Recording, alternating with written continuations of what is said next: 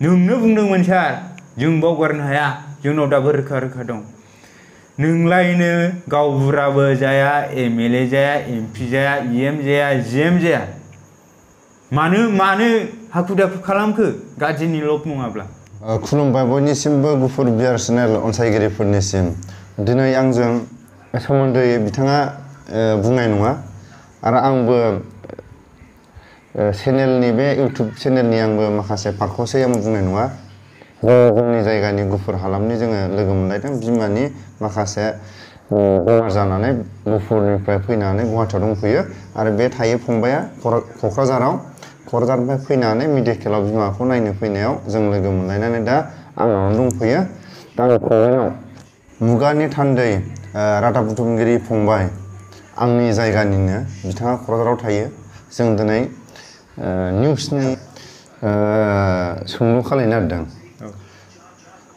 नोंसिनि आइया मेडिकेलाव दं माब्रै दं दा खुलुमबाय दा बिथाङा बुंदों गाव चेनेलनि जानानै बुंनाय नङा होनदों थेवब्लाबो चेनेलनि मोनसे इन्ट्र'खौ होनांगौ जायो बेखायनो गुफुर बियार चेनेलनि साफ्रोमबो अनसायगिरि नोंथांमोननिसिम आंनि गोजोन मोनाबिलिनि खुलुमनायखौ बावहरदों थांनाय सप्तानैसो सिगांनिफ्राय जोंहानि आइया आदानि खोन्थानाय बायदिब्ला आइनि गोदोनायाव गाराय जादों होननानै बुंदों दा बेखौ आइमोनहा न'आव नायबाय थादोंमोन जों इदिमोदे जाखिनि थाइसे थाइनै मोनदों बेखौ आइनि नामाव हरदोंमोन आइया आंनो फोरमायहरबाय थादोंमोन बाबु गोदोनानिफ्राय खर'सिम ख्राब ख्राब सायो टाइम टु टाइम सायो बेबायदि होनहरदोंमोन बै जेब्ला जाजेनदोंमोन अब्ला जों आइनि मुङाव फैसाखौ हरबाय थादोंमोन बिनिफ्राय दा जोबथारनायाव दाख्लै साननैसो सिगां जोंहा आनैमोनहा जोंखौ लिंहरबाय जिथुके जोंहा न'आव रावबो गैया आइजों बाबाजोंल'सै बा आइ आफाल'सै दा आइ आफाखौ नायनो थाखाय जोंहा गामियाव हाबा जानाय आब' आंनि खर'सा आब' नल'नि होननाय दं दा बिनि अननाय बिनि मावै दाङै जाहोनायावनो आइ आफामोनहा सोलियो आदायाबो थायो गुवाहाटियाव आंबो थायो क'क्राझाराव जाय आंनि खर'सा बेनो दिनै जोंनि आइ आफाखौ नायो गोब्राबानो मानोना आइया ओंखाम जानो हाया बिनिफ्राय आइखौ अपारेसन खालामनांगौ होननानै आदाया आंनि सिगाङाव खोन्थादों जों दाख्लै आदानि रुमाव थांदोंमोन आदाजों आंजोंनो ओइदिनखालि सम गैयैलाय जोंबो थाबैनो आदाखौ लोगो हमालासिनो फैफिननो गोनां जादों दा बे समाव जिखियानो जादोला बिथांनि सोंनायखौ आइया दाबो मोजाङानो दं आरो जों बिथांखौ जोङो अपारेसन खालामनानै मोजां खालामगोन दा आं बेखौ आरो जेब्ला नोंसिनि आइया नोंसोरखौ सासेखौ गुवाहाटि हाइकर्टनि उकिल खालामनो हादों आरो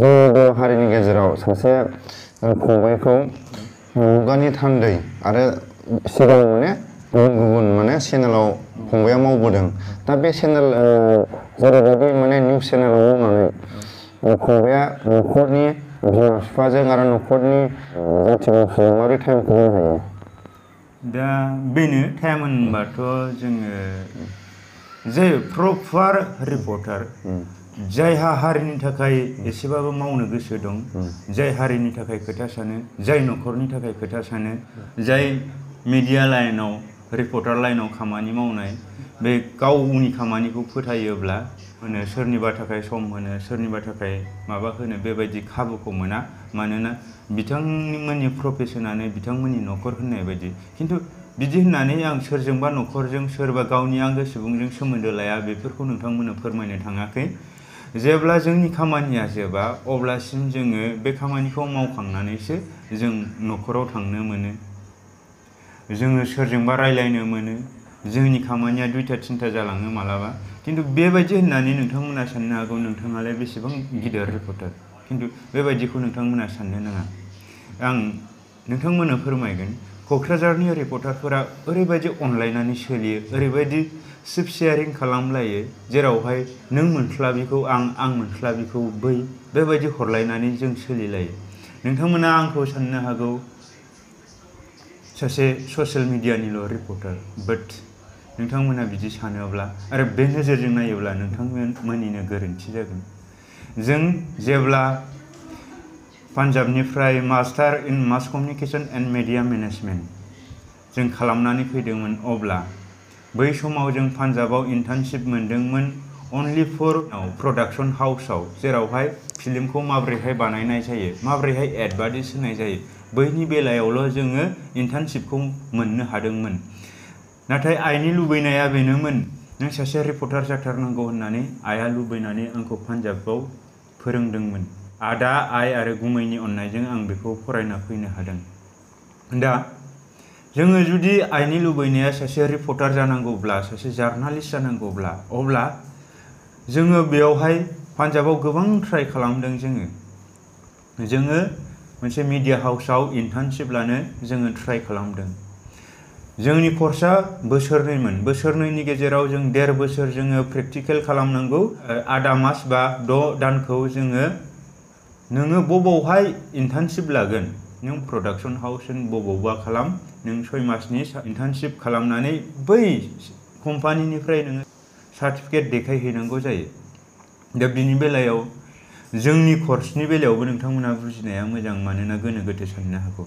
master in mass communication and media management.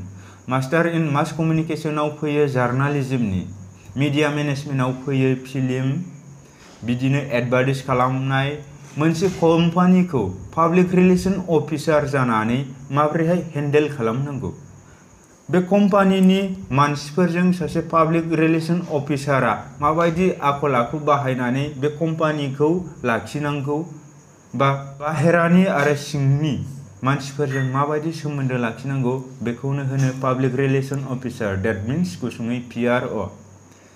दा master in mass communication and media मेनेजमेन्टआव कमिउनिकेशनाव फैबाय जार्नालिज्मनि, मिडिया मेनेजमेन्टआव फैबाय फिल्म बानायनाय, स्क्रिप्ट लिरनाय, डायलग होनाय, सिनेमेटोग्राफि खालामनाय, केमेरा खेबनाय, एडिटिं खालामनाय, एक्टिं खालामनाय, एभ्रिथिं फैजोब्बाय। बिनिफ्राय कमिउनिकेशनाव फैबाय जोंनि रिपर्टार लाइननि। दा आइनि लुबैनाया जोंखौ रिपर्टार जाजानो लुबैनाय, बाट आनफर्चुनेटलि आं बेखौबो बुंनानै बा कनफेस खालामनांगोन बा सिमान लानांगोन नोंथांमोननि सिगाङाव। आंखौ गोबाङानो बुङो थर्स्ला, गोबाङानो बुङो मोजाङै रायज्लायनो हाया। येस, आं बांद्राय मोजां रायज्लायनो हाया, बे आंनिबो गोरोन्थि नङा।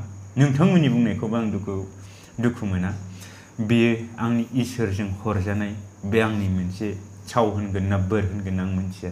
बाट आं बेयाव उइक होननानै आं नोंथांमोननि सिगाङाव आं बुंथिनानै लागोन, बे सैथो।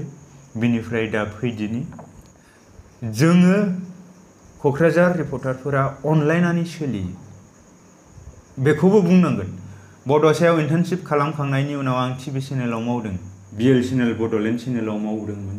मावनानै बै समाव ससियेल मिडिया एफा हाइफाइ नङामोन। बे समाव दङमोन होनोबा बड'लेण्ड खौरांल' दङमोन। आं बैफोरखौ बुंला। क'क्राझार रिपर्टारफोरा ओरैबायदि अनलायनानै सोलियो, बेवहाय जानो हागौ TV चेनेलनि reporter, print media that means पेपारनि रिपर्टार, ससियेल मिडियानि रिपर्टार, जों अनलायनायनि गेजेरजों सोलियो। नोंथांमोना सोरबा खायसेया बुंनो हागौ नोंथाङा रिपर्टारसो ना इउटुबारसो, बाट जों बैबायदि नोजोरजों नाया। आं मोनसेल' नोजोरजों नायो, दिनै बर' हारियाव समयसा दङ हिसाबै बर' हारिखौ माब्रैहायबा जों हमथाना लाखिनो हागोन। जोंनि गेजेरजों जिथुके माखासे सुबुंफोरनि बुंनाया गोसारोलाय, जाय बाथ्राफोरा हारिनि थाखाय मोजां जाथावना, बै बाथ्राफोरखौ लानानै जोङो दिनै खौरां फोसावबोदों। दिनै आं दुगानानै बुङा, दिनै आङो 2017 जुन जुलाइ दाननिफ्रायसो आं खौरां जेबो सिनायामोन। दिनैसिम आङो क'क्राझारखौ आं बेरायजोबनो हायाखै। आं बेयाव मोनसे खोथा बुंबावनांगोन, जों गोदो उन्दैब्ला बड'लेण्ड नांगौ होननानै खोनाबाय थादोंमोन। नाथाय आं बै समाव गहपुराव थानाय समाव फिल खालामदोंमोन, जोंना मोजोमसे दखरसेल', माबोरैहाय बड'लेण्ड मोनगोन? How can we get separate state Bodoland if we are not majority in here then? स' बैनि थाखाय आङो सानफ्लाङोमोन, जोंनि बड'लेण्ड बिनाया नंखायसो नामा? नंखायसो होननानै आं सानदोंमोन। नाथाय जेब्ला क'क्राझार फैनानै नुबाय 2017 जुन जुलाइ दानाव, yes we need separate state. मानो साननांखो? आं मानो बेबायदि साननांखो? आं नुबाय गमामायैनो बर' हारिया, बर' गामिया गोसारलानानै दङ। हमनानै ला श्रीरामपुरनिफ्राय जोङो बांद्रायखौ नाङा, जों रङियासिमल' फै। बर' गामिया ओरैबायदि माने दोहो दोहो गोसारनानै दङ। आं बैखौबो बुंला। दिनै आं क'क्राझाराव 2017निफ्राय जुन जुलाइ दाननिफ्राय दिनैसिमबो आं गिदिंगासिनो, बाइकजों जा गारिजों जा। नोंथांमोना साननो हागौ आंनाव गारि गैया, आं माजों बेरायनो मोनो। जोंनाव गोबां मोजां गिदिर गिदिर मानसिफोर दं। बिथांमोननि सोरनिबा इन'भा फर्चुनारफोरजोंनो आं बेरायफानो मोन्दों। जोंनाव स्कुटि दं, बेजों बेरायफानो मोन्दों। मालाबा गैयाबा बलेर' स्करपिय'फोरजों जोंखौ भारा होनानै थिनहरदों। डेट मिन्स जोङो खौरां बिजोंनि सासे मावथि जानायलाय, खौरांगिरि जानायलाय जोंखौ बयबो लांफैयो, बेरायहोहैयो। दा बिनि बेलायाव आं नोंथांमोननो क्लियारिफिकेसनखौ होबाय।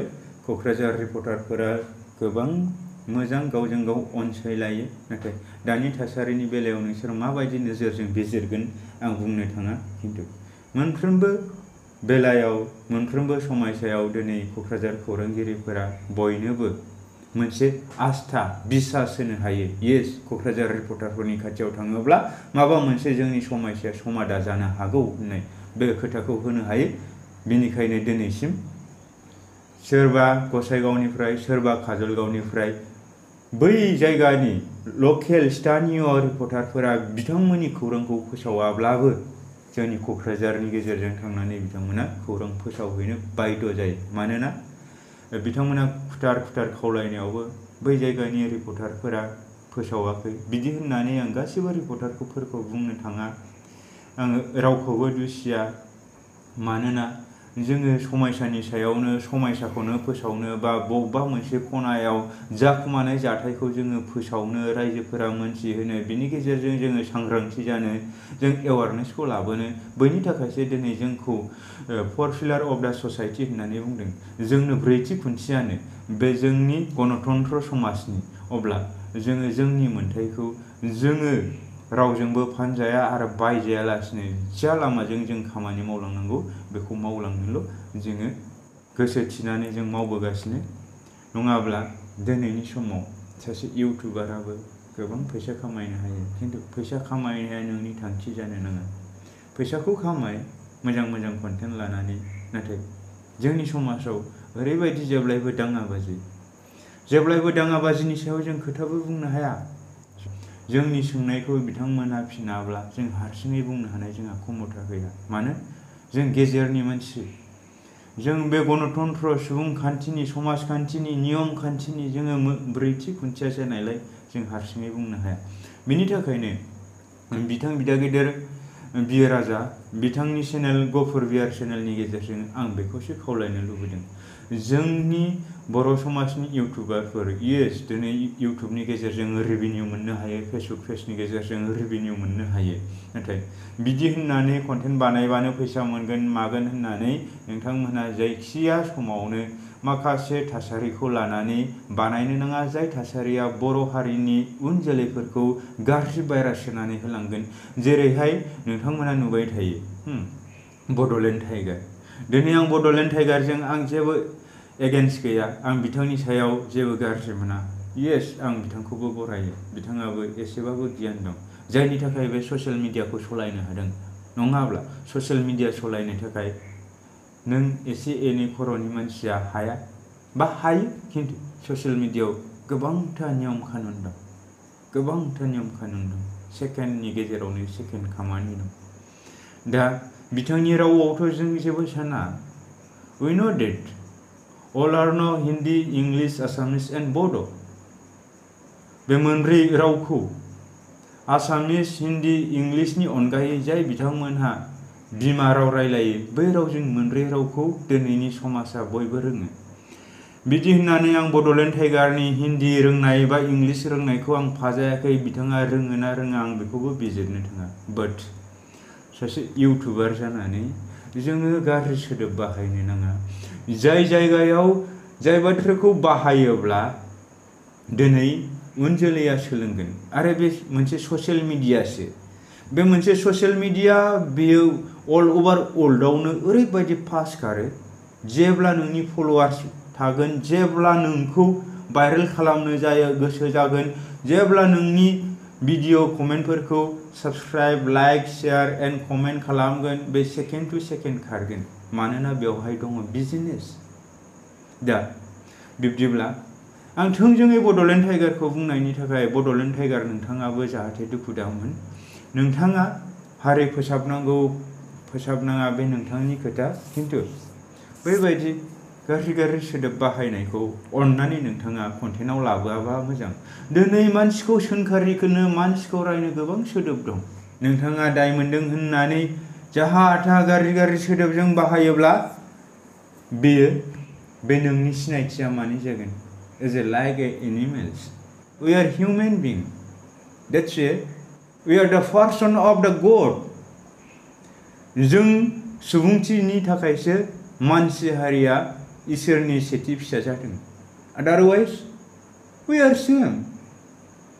मानसिफोरा मा खालामो, जिब जुनाराबो बिदि खालामो। जों मानसिफोरा गथ' जोनोम होयोब्ला बिथांमोनाबो जोनोम होयो, बिथांमोनाबो जायो, बिथांमोनाबो लोङो। बै समाव जोङो मोनसे जुनार बायदिमोन, जोंबो जि जोम गानामोन। बैनिफ्राय थासारिया सोलायबोयै जोङो मोनसे गावनि मान सन्मानखौ लाखिनो हानाय जादों। बै समनिफ्रायसो जोंखौ हिउमेन बिं होननानै बुंदों। जों सुबुंथि बायदि लाइक ए ससियेल एनिमेल होनो जोंखौ। मानसिफोरखौ ससियेल एनिमेल होनो। दा बिनि बेलायाव जेब्ला जोङो लांदां देहानिफ्राय जोङो दंफां बिगुरनि गेजेरजों खोबथेबोदों, बेबायदिनो दिनैनि दिनाव गस्ला लंपेन्ट जि जोमजों खोबथेबोदों। थिग बेबायदिनो सोदोबावबो गाज्रि मोजां मोनफ्रोमबो दङ, नाथाय दङ होननानै बाहायनो मोना। येस, नों बाहाय बबेबा खनायाव, but you don't have to write use in social media. मिथिबाय? नों ससियेल मीडियायाव बाहायनायनि नोंहा मोन्थाय गैया। मानो गैया? दिनै नोंथांखौ मेरला लामाजों मेरला नोंथांनि सायाव एलिगेशन लाबोनो हायो, केस फाइल खालामनो हायो। बिदि होननानै जों नोंथांनिसिम केस फाइल खालामनो थाङाखै। दिनैनि समा गोरों गोरानि सम। दिनैनि समा चेलेन्जजों थांनानै थानायनि सम। दिनैनि समा गावखौ सिनायथि होनायनि सम। मिथिबाय? आरो दिनैनि समाव जुदि बर' हारिया खौसे गसंथानो हालाब्ला साफा मानसिफोरा जाय बिथांमोना गावनि गोसोजों थांनानै थानो नागिरदों, गावनि न'खरखौ दागोन, बेबो बर'नि सिनायथिखौ खोमोरलांनांगौ गोनां जागोन। मानो? दिनै जों इउनाइट नङा, जोङो रावबो रिअर्गेनाइज जाया। माब्लाबा जोङो सोरजोंबा माबा मोनसे फिसा काहिनीनि थाखाय जों गाज्रि मोनलायबाय, बेखौनो खिमान खानानै थायो बर'फोरा।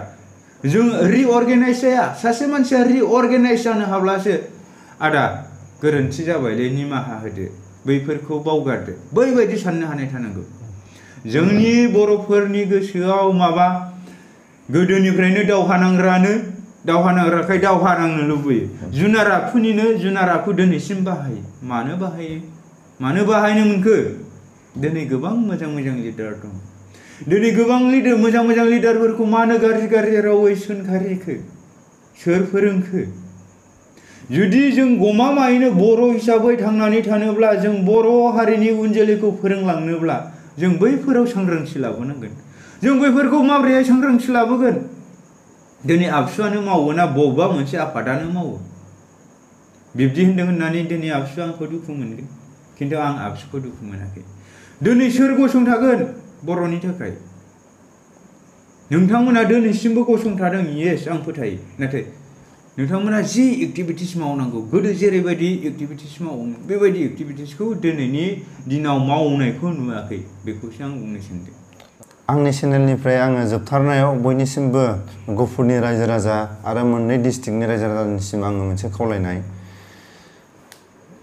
मुगानि थान्दैनि चेनेलनि रादाबथाइगिरि बे फंबाया बर' लिडारफोरनाव बर'फोरनि जारिमिनफोरखौ आरो सानजानि जिथु सिमा बारायनाय आरो बिटिआरनि हाबनाय हाबैनि लाजिया फांजिया सोंगासिनो दं। बिथांखौ जोंनि गुफुर हालामनि रायजो राजाया साबायखर होनांगोन आरो बिथाङा फैबाय थानाय समाव अरायसम बर' हारिनि सानजानि सिमा बारायनायनि बिथाङा अरायसम बर' लिडारफोरनाव मोगा-मोगि समनि गेजेराव बिथाङा मोगा-मोगि लाबाय थागोन। आरो बर' रायजो राजाया मुगानि थान्दै चेनेलाव नायबाय थायोबा बिथां फंबायनि चेनेलाव मा बुंदों, माब्रै आवगायलांदों, बर' लिडारफोरनाव मा सोंदों, बेखौ अरायसम सानजानि बर' रायजो राजाया मुगानि थान्दैयाव नायबाय थायोबा बेफोरनि सोमोन्दै खोनानो मोनगोन आरो बिथांखौ अरायसम मुगानि थान्दैयाव जेरैबायदि मुगानि थान्दैनि सिगां फंबाया बेलेग बेलेग चेनेलाव मावोमोन अरायसम मोनफ्रोमबो चेनेलाव मावनानै फैदों बिथाङा अरायसम सानजानि गुफुरनि थासारिनि सोमोन्दै मोनफ्रोमबो चेनेलाव बियो बर' लिडारफोरनाव सोंनानै बा सोंस्लुनानै हानायमानि फंफा फंनैबाबो सोदेरनानै होदों जाहाथे सानजानि बर' रायजो राजाखौ बावनानै थाङा बिनि थाखाय जोबथारनायाव आङो आंनिफ्राय बेखौनो आङो आंनि बे इउटुब चेनेलनि गेजेरजों गुफुरनि जानानै बुंनांगोन मानोना जोंनि जारिमिनारि जायगा खिन्थु गुफुरनि समायसाखौ जों समायसा बायदि जों कुइसन खालामनायनि गेजेरजों बेखौथ' जों मावाखै नङा मावबोदों खिन्थु जोङो नट अनलि फर दा गुफुर जोङो सारा बर'नि थाखायनो मावगोन सारा सुबुंथिनि थाखायनो मावगोन जों आरो बैफोर सुबुंथिनि थाखायनो जों दिनै खामानि मावबोदों जोंनाव बांगाल जुंगाल हारसा बर' साननाय गैया जोङो समाजनि ब्रैथि खुन्थिया बायदि जों बेबायदि मावलांगोन बांसिनै होनोब्ला जों गुफुरनि जानानै मावलांगोन मानोना गुफुरा दिनै बर'फोरा क'क्राझार बर'फोर बा BTC BTRनि बर'फोरा माबायदि सुबिदा मोनदों बेबायदि सुबिदाखौ मानोना गुफुरनि बर' रायजो राजाफोराबो मोनफानांगौमोन उपभग खालामनो मोननांगौमोन दा बैनि बेलायाव आन्दायना थालांदों होननानैसो जों दिनै गुफुरनि खोथाखौ बांसिन बुंदों मानोना मोननांगौ मोन्थाइनिफ्राय जुदि नोङो डिप्राइभ एन्ड नासयजायोब्ला बेखौनो गोदो जोंहा रन्जन दैमारि साराथ' बुंबोखादों बिनिफ्राय दानि UPPLनि आफादगिरि BTRनि गाहाय दैदेनगिरि बिथांमोनहाबो जों जेब्ला गोदान जोङो रिपर्टिं लाइभआव जोंनि खौरां बुथुमनायनि जिउआव जों आगान होजेनदोंमोन बे समाव साप्रेस अप्रेस डिप्राइभ बेबायदि खोथाखौ बुंबोदोंमोन गावनो बुंबोनानै दिनै बिथाङा बावगारनायासो बेसो दुखु जानानै थाबाय नोंथाङा माबायदि खायदा कौशल बाहायदों नोंथाङा उननि समाव गुफुर बा बिश्वनाथ सनितफोरखौ BTRनि गेजेराव सोगोन ना सोआ आंहा दुखु मोननांगौ गैया खिन्थु नोंथाङा जाबायदि खोथा बुंदों बैफोरबायदि खामानि मावनायासो दिनै समाजजों गनाय जायो नों खोथायाव बुंगोन फंसे मावगोन मोनसे बेबायदिनि गेजेरजों रावबो रावनिबो सायाव फोथायनाय थानो हाया आरो बे नों सोरनोबा गिदिर एमाउन्ट होना मावनांगौबो नङामोन सार दिनै आं नोंखौल' दुसिया दिनै बिसावरायग्रा होन रन्जित बसुमतारी होन धीरेन बर' सार होन रन्जन दैमारि सार होन गबिन्द सार होन बेजों लोगोसे UPPOनि मिनिस्टार बिथांमोनहाबो दिनै नोंथांमोननि सागानगिरिफोरा जुदि गोसो जाना गुफुरखौबो सोथारनांगौ होनोब्ला बेयाव नोंथांमोननि गिदिर एमाउन्ट नाङा जास्ट नोंथांमोननि फंसेल' खोथा मोनसेल' डिसिसन नांगौमोन if we are going to be signature for the greater interest of the Boro society then you must have to include Gofur area, Sonitpur, Bishnath whatever you are want to include in your BTR accord then it must be better for us दिनै बेले बेजेया कन्ट्रभार्सिया मानो फैदों दिनै नोंथांमोना हाखु दाखुयै decision लानायावसो बिदि होनदों होननानै आंखौ मानि ओरैबायदि थोरैबायदि बेबायदि खोथाखौ दा सान मानोना समायसा जायोब्लासो कन्ट्रभार्सि जायो इस्युस फैयोब्लासो खोथा बुंनांगौ जायो दा जोंनावथ' जेबो बेबायदि एफा हाखु दाखु सम जायाखैमोन ना बिनि थाखायनो खायसेया बुंदों नोंथाङा गाज्रिनि थाखायसो हरखाबै बेबायदि एग्रिमेन्टखौ खालामदों जायनि थाखाय नोंथाङा बर' समाजनि दलं गठनफोरजों माखासे सिभिल ससाइटिफोरजों रायलायाखै बेथ' बाददो जों बर'निजों रायलाया बाखि बे आसामनि सिङावथ' गोबांथा दलं गठन दंमोन बिलटिफोरा थांनाय 2003 मायथाइयाव मालाय गासैखौबो लानानै खालामदों होननानै बेबायदि मोनसे मोजां थासारिया जादोंमोन दिनै नोंथांमोननि बेलायाव गाज्रिसो जादों हनै माथो मोजां मोनब्ला मोजां मोनब्ला बे एग्रिमेन्टनि उनावनो बुजिगौमोन येस प्रमद सारा मालाय मोजां बानायबाय। नोंनो बुंदोंमोन सार जों बावगारनो हाया जोंनाव दाबो रोखा रोखा दं। नोंलायनो गावबुराबो जाया MLA जाया MP जाया EM जाया GM जाया मानो हाखु दाखु खालामखो गाज्रिनि लब नङाब्ला गाज्रिनि लबनि थाखायसो नों खालामबायना। दिनै जोंखौ रिपर्टार होनना बुंदों होनना नों दुखु मोनगोन। आं सासे बर'नि फिसा जानानै बुंदों। आं सासे बर'नि फिसा नों बायदि बर'नि फिसा जानानै बुंदों। नोंस्रानि न'खरावबो नोंनो बुंबाय थादों नोंस्रा बाबाया जौ लोंना दावराव दावसि खालामो। नों जों बायदि लेखा फरायनो हाबावाखै मिथिबाय। जों दैलिक जोंनि बाबाया जोंनाबो दाबो थैयाखै दैलिक दावराव दावसि खालामो। जों फरायबावदों। नोंथ' हाई सेकेन्डारि पासआनो नङा नोंथ' ओरैनोसो। जोङो नों बायदि एबसुआव थानानै जों मोनजाबोआखै। जों बाइक बानायदों खैला दानदों सिकिउरिटि थादों अब्लाबो फरायदों। नों बेखौ होननानै नों दुखु मोननो नाङा। सार नों दुखु मोना बे नोंनि खोथा। दा सारा जिखियानो जाया बर'नि थाखायनो नांदोंब्ला नोंथाङा प्रमद बर' सार नोंथाङा बर'नि थाखायनो नांदोंब्ला बर' हारिखौ गेरेमसा हारि दानोब्ला नोंथाङा जाबायदि सिमां लादों नोंथाङा IPS EPS बानायनायनि सिमां लादों बिथांमोनखौ बानाय डक्टरेट खालाम बिथांमोना नोंथांनि फेभारावनो थागोन।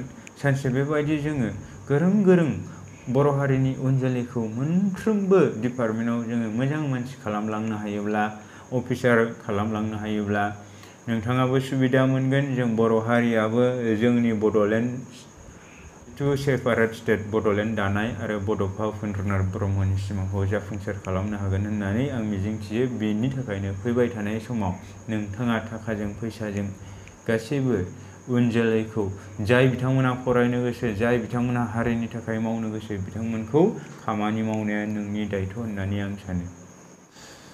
बिथाङा जा बुंलांबाय दिनै गुफुरनि जारिमिननि सैथो खोथाखौनो बुंदों। दा गुफुरनि रायजो राजाया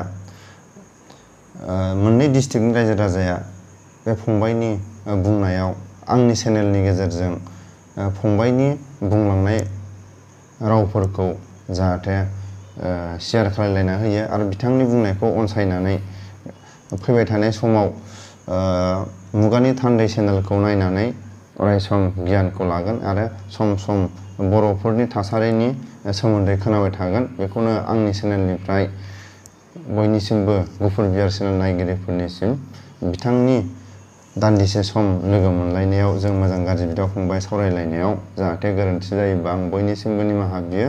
जोंनि सावरायलायनाया जाहैबाय सोरनिबा थाबथा होनाय सोरनिबा माबानाय नङा। जों दिनै मोजां गाज्रि सावरायलायदोंमोन जाहाथे आंनि चेनेलनि नायगिरि बयबो गुफुरनि रायजो राजाया जाहाथे बिथांनि बुंनायखौ माखासे गोरोन्थि जायोबा निमाहा होयो आरो बिथांनि चेनेलनिफ्राय माखासे मोगा मोगि लिडारफोरनिफ्राय सम सम खोनानो मोनगोन। बेखौनो फंबायनि जि चेनेलनि मुङानो जाहैबाय मुगानि थान्दै। मुगानि थान्दैखौ गुफुरनि थासारिनि मुंखौ लानानै बिथाङा मुगानि थान्दैखौ दोनदों। माने बर' हारिया गुफुरनि रायजो राजाया फैबाय थानाय समाव अरायसम जाफुंगोन होननानै नेनानै थायो। बेखौनो आंनिफ्राय एसेयावनो खुलुमनानै आङो दोनथ'नाय जाबाय।